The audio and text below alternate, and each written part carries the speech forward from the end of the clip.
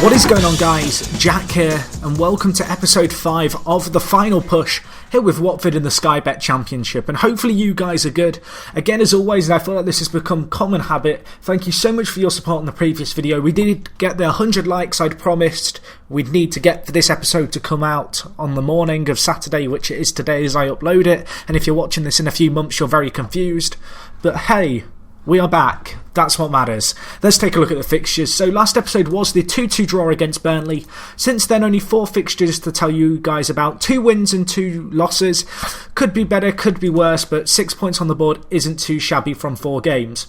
The first of the fixtures was a defeat away against Leeds. Leeds United, good team in this league. A little bit disappointed that we couldn't get more from the game considering our superior kind of shots on target and on goal in total, and our slightly better possession. Ultimately, Leeds were just more clinical in their finishing and we just didn't create quite enough opportunities from midfield. On the back of this, we followed things up with another defeat, this time home against Sheffield Wednesday. No excuses for this kind of loss. This is not the kind of game that we can afford to lose if we want to go up this year. Ultimately, what cost us was poor finishing. Both Lassard and Deeney really struggled up front for us, and Isaac's success when he came on was not successful in front of goal, and ultimately that cost us. We just didn't take the chances that fell our way. On the back of this, I tinkered with the tactics again, as I have been. I don't think I've played the same tactic for more than 3 games in a row yet on this save, and it's come good for us in the last 2 games. Ipswich are second from bottom, so you'd expect us to beat them, and we did so in fairly convincing fashion. Looking at the stats, we were rampant in this game, and it's one of the few games where I can honestly say that we should win this game every day of the week in terms of our performance. I think this is the most shots we've had on goal in a game. 57% possession to boot was good as well, and all in all, just a really impressive performance by the lads. And then the final game of this kind of sequence was a 4-2 win against Wigan. We even missed a penalty in this game, but in truth this was a top performance. Troy Deeney and Lassard both grabbing braces. They were clinical this game, both of them getting insane average ratings, and I'm hoping they can take this little bit of form and this little bit of a spark, and the momentum that we've got from the last 2 wins can be carried forward with our team into today's game, which is going to be against QPR. They are 9th in the league, and as we look at the league here, you can see we are in 6th, so we're in the playoff spots. We still have really bad goal difference, something that I would love to be able to sort out. And then looking at the league table, there's 4 teams within 1 point of each other in the playoffs, so I mean it's so close at the top, it's unbelievable. Behind us, Charlton, Nottingham Forest and QPR and Leeds are kind of the teams that are most in touch, I guess, with the pack of 4 who are really evenly tied. If we can beat QPR today, it'll be great to get that little bit of an extension of our lead over one of the teams trailing us. Obviously, we find ourselves in a fairly precarious position, being 6th and in the bottom playoff spot. So hopefully we can overcome that. Looking at the tactics, I'll show you these. Changed again. We're now playing a 3-5-2, gone nice and simple, a lot more conservative. We're playing with Jedak as a ball-winning midfielder set to defend, and then the defensive wingers set to defend, so they kind of drop into the gaps when we don't have the ball, and then when we do have the ball, the defensive wingers will push up and help in the attack, and then Abdi and Murray are kind of our key players pushing forward. Recently, Murray and Troy Deeney have been absolutely superb for us. Deeney up top now has 10 goals in 22 games, so he's on course to potentially surpass his record from last season, which I believe last episode I commented on how he was slightly underperforming, so he's turned things around in the last 4 games. And then Sean Murray got interest from Arsenal for this guy, just turned 20 years old, fantastic talent, just offered him a new 5-year deal. He's happy with the terms, so hopefully we can extend that deal and keep him at the club for the foreseeable future, but he's done great again, kind of in this sequence of results. So looking at the shape, it's pretty standard what we've gone with here in terms of I've just kind of made things a little bit simpler, a little bit more conservative. There's no massive changes to anything here. We have the best passing team in the league. I mean, I was just looking at our squad summary, which is a useful page which I didn't know existed until a few minutes ago, and you can see here that you can see kind of which are our best and worst attributes, and our best attribute is our passing. And whilst I've been trying to play the controlling game, this kind of gave me more faith just to stick with it in terms of playing the simple passes and keeping the ball and being expressive and kind of trying to encourage free-flowing football, which so far hasn't quite worked with us. So we are going to kind of, I guess, proceed with trying to chase up this more conservative passing possession style of football, and hopefully it can come good with us, and so far in the last 2 games it's certainly done that. So yeah, I think that's just about everything really. Obviously, turn of the year is coming up. Transfer window does reopen. If anything, we'll be selling players. There's a few players in our side who just haven't made that many appearances for us, haven't been good enough for us. If I just show you, where is my view? Why is my view not working? Let's try this version of it. There we go. This is the more detailed one, and now a tile's vanished. Brilliant. Okay, well, we'll just go with it. But I mean, if you look here, when you compare kind of some of the players' values with how many games they've played, players like Fabrini, who's a quality player, but he just doesn't quite fit into the system yet. They might be players I consider selling, if I'm honest. There's a few players here who I'm like, your wages are a little bit much. And I mean, Fabrini's a great example of that. So there may be some players go out this transfer window. You look at our wage budget, we are over our wage budget a little, and so we may need to kind of shed a little bit of dead weight if and where possible. But anyway, we do go into today's game. QPR are pretty underperforming at the moment here. They're not playing particularly well. Harry Redknapp still is in charge of them, although I believe his job is insecure. So maybe we have a chance here to get a guy sacked just prior to New Year's Eve.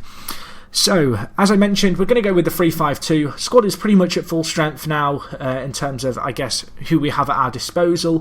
Lassad has been playing well of late, but with Forestieri coming back from injury, we're going to play him up front alongside Deeney and see how these two get on. But we've certainly got options of goal scorers on the bench. So yeah, we are at home to QPR, so hopefully we can get the result that we kind of need and probably should be getting here. I just can't stress enough in this league how close it really is. In the Championship, you never quite know how people are going to get on and I guess how you're going to perform, because it comes down to individual results and who beat who. But I'm certainly hopeful that given, I guess, our last 2 wins and the fact that QPR are probably a little bit down on their morale just because they are underperforming, that we can make it count against them, and hopefully our 3-5-2 can come good. I don't usually play a flat 5 in midfield, but it's been working for us, and Forestieri with a chance, can't take it though. But no, as I was saying, I don't normally play with 3 centre mids and then 2 wide men, but in the 3 games we've played, this one being the 3rd, we've controlled the ball quite nicely and really made a lot of chances. At the moment, it's not quite happening in this game. QPR are having a fair bit of the ball, but they're not doing a lot with it. And as I look at it now, we're actually equalising it out. And wow, Charlie Austin's just got a thunderbolt, but it might be offside. See, this is the problem with the closer camera. I can't see the lino in the bottom right, so I can't tell if a goal's offside or not. So there's like this nervy wait on a goal that looks offside to know if it's going to be given or not. But at the moment, fairly 50-50. We've had a few more opportunities and one clear-cut chance, which obviously was Forestieri's chance, which he didn't take. But that's not a bad first half. Let's give the fans the performance they're expecting of us. Trying to encourage the entire team going into the second half. We've got options on the bench, as I've already mentioned. We could potentially go a little bit more attacking. I'm going to switch to retain possession and then remove the be more expressive. I want us to go a little bit more direct in terms of our style of play, in terms of just pushing up a little bit more, trying to get more of the ball but not be as kind of dilly-dallying on the ball. So get the ball into the space rather than being expressive. But we have got a set piece here. QPR whipping the ball, foul by my player. Even the ball, I don't know if they score. I was about to say if they missed, I'd be pissed off if I was QPR, because they just had a goal disallowed because the ref pulled it back. But that's poor by us. We slip down to 6th place. No, this is not good. We need to get back into this game. And now QPR have another set piece. Forlan, great tackle, my son. Chance of a counter-attack. Forestieri and Deeney both up, threading through. Deeney's there. Bury this. What is that? You're coming off, son. You are coming off. That is terrible. Looking at our team, actually struggling a few players with knocks. So we are going to make some changes to make amends for that. In fact, we're going to do the FM traditional triple sub option here. Hopefully, fingers crossed, FM doesn't get totally cheesed off with me and do what FM does best and give me an injury after I've made 3 changes. I swear that happens all the time. I'm done. You couldn't make it up. Wow, game. Well, I did say it was going to happen. FM cheese, everyone. You've heard it here first. Oh my god. I hate this game so much. Oh, why? Why always me? Let's just go with this shape. It's unconventional, but we're just going to roll with it. Being down to 10 men, also going to switch to counter, and we're going to go rigid so that this kind of defensive unit in the centre stays defending when we're on the attack. But I cannot believe what I've just seen. I totally jinxed it as well. I'm a curse. It's all my fault. Yeah, I'm hoping we can... well, we can't hold out now because we have to go for the win. But I don't want to throw more men forward. I'm just going to concede defeat. It's FM.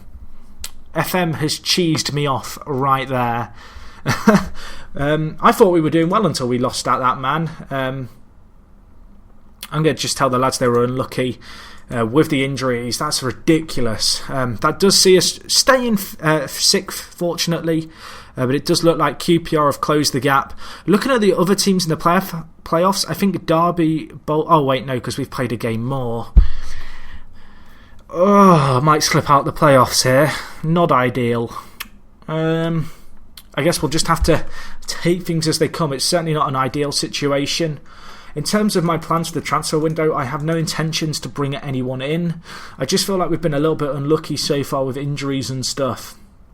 And I'm hoping we can put that behind us this January. Maybe get off a few players off the books who are maybe weighing us down financially and kind of take things from there. But anyway, there's a fair few results before the next episode, which I'm going to do, which is going to be the Brighton game. They are top of the league, so that should be a nice, interesting one. Maybe we can avenge the fact we lost them 4-0 in the previous tie against them, as that was pretty disappointing. But I mean, looking at these results, very patchy. It's been really tough to get a run of consistency since the start of the season. And I'm hoping that we can maybe turn our fortunes around this January, as we have got some easier results. But time will tell, I suppose. Guys, as always, if you did enjoy the video, hit the like button. As I mentioned, at 100 likes, episode 6 will be coming up later today if you guys can get it. If not, the next episode will come out probably tomorrow, whenever. It's a bit irrelevant, really, but hopefully you guys are looking forward to that. If you have enjoyed, as always, let me know in the comments what you made of the cheesiness of FM. Does this happen to you as well, or is it just me who makes 3 subs and then a player gets injured? Because it happens all the time. But no, thank you for watching, guys. It is me, Jack, and I'll talk to you guys in a bit. I'm out.